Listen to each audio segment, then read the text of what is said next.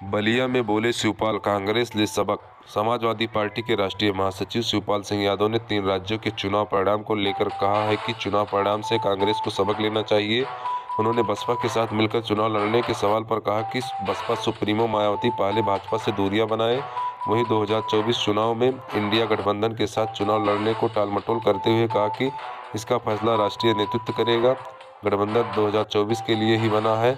बलिया पहुंचे शिवपाल यादव ने चुनाव परिणाम से कांग्रेस को सबक लेना चाहिए। यादव ने 3 राज्यों के परिणाम को लेकर कहा, ये लोकसभा चुनाव 2024 के लिए इंडिया गठबंधन को मजबूत करने ही चुनाव लड़ना चाहिए।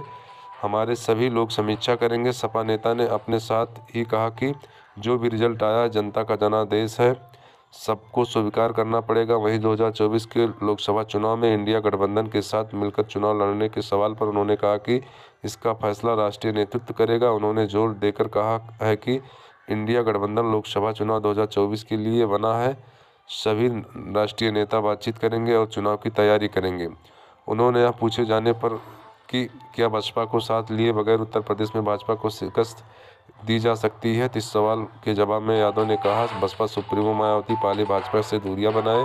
उन्होंने इसके साथ ही कहा कि बसपा उत्तर प्रदेश में भाजपा को हराने में सक्षम है। उन्होंने योगी सरकार को हर मोर्चे पर फैसिलिटी करार दिया है। यादव ने आरोप लगाया है कि योगी सरकार फेल है। 30% बजट भी खर्च नहीं कर पाई। कानून व्यवस्था भी ध्वस्त हो गई है। 3 राज्यों का परिणाम आया है, क्या बिना बसपा के लिए अकेले सपा बीजेपी को टक्कर दे पाएगी? देखिए, जो भी रिजल्ट आया है तो जनता का जनादेश है, उसे सबको स्वीकार करना पड़ेगा और करना चाहिए स्वीकार। तो हम लोग तो स्वीकार कर रहे हैं। इंडिया गठबंधन सर फेल रहा और आप इंडिया गठबंधन अलग अलग चुनाव लड़ा, कांग्रेस अलग लड़ा, सपा भी लड़ा, तो क्या 2024 के चुनाव में गठबंधन के साथ चुनाव लड़ा जाएगा? इंडिया गठबंधन 2024 के लिए ही बना है और इंडिया गठबंधन 2024 में हमारे सभी राष्ट्रीय नेतृत्व से बातचीत करेंगे और 2024 की तैयारी करेंगे। सर, इतनी बड़ी हार के बाद क्या लगता है कि जो इंडिया गठबंधन है वो अगले चुनाव 2024 तक एकजुट रह पाएगा या फिर बिखर जाएगा? देखिए पहले तो कांग्रेस को सबक लेना चाहिए इससे और सभी को सबक लेना चाहिए और 2024 को इंडिया गठबंधन को मजबूत करके ही चुनाव लड़ना चाहिए। सर, इतनी बड़ी हार के पीछे वजह क्या मानते हैं आप? विपक्ष की इतनी बड़ी हार और बीजेपी की इतनी बड़ी जीत? अब इसकी हमारे सभी लोग समीक्षा कर लेंगे, समीक्षा करेंगे। जिस तरह से कमलनाथ जी ने एक बयान भी दिया था अखिलेश यादव के खिलाफ, उनको अपमानित भी किया गया था कि अखिलेश क्या है और इन्हें कौन जानता है, तो क्या ये बयान भी इस चुनाव में विपक्ष को, कांग्रेस को नुकसान पहुंचाया है? क्या इसको देखते हैं? कुछ नहीं, क्या सबको सबक लेना चाहिए। मैंने इसलिए कहा कि कांग्रेस को सबक लेना चाहिए। सर, क्या सर यूपी में जो सरकार चल रही है, यूपी की सरकार को आप किस तरह देख रहे हैं, उनकी कार्यशैली कैसी है? देखिए, हर तरह से देखिए, आपने देखा होगा बजट खर्च कर नहीं पा रही।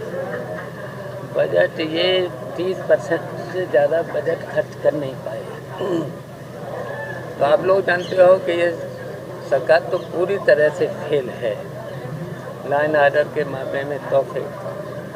और जितने भी इन्होंने वादे किए थे, कोई वादा अभी तक पूरा किया नहीं। सर, कितने लोगों को नौकरी दे दी है? कितने लोगों को नौकरी दी है? देखिए, नौकरी तो दी नहीं उन्होंने। जो कहा था कि हम 2 करोड़ हर वर्ष नौकरी देंगे, तब 9 साल हो चुके हैं सरकार, तो 18 करोड़ लोगों को नौकरी अगर दिए होते। 2024 का चुनाव यूपी में सर, क्या इंडिया गठबंधन में सीटों का बंटवारा करके सपा लड़ेगी? अब ये तो हमारा राष्ट्रीय नेतृत्व फैसला ले लेगा। अभी तो सर, राजस्थान में एक बार फिर एक योगी, एक संत जो है वो मुख्यमंत्री चुने जाने वाले हैं। बालकनाथ बाबा को मुख्यमंत्री बनाया जा रहा है। तो एक बार फिर आदित्यनाथ योगी की तरह ही एक बार फिर राजस्थान में योगी की सरकार बनने जा रही है। इसको कैसे देखते हैं सर? अब देखिए, बनने दो, जब बनेगी तो अब तो उनका बहुमत है तो वो बनाएंगे, किसी को भी बनाएंगे। बालकनाथ बाबा को अच्छा, उसमें वो सोचेंगे, कांग्रेस के लोग सोचेंगे, अब हम लोग थोड़े उसमें कोई दखल देंगे।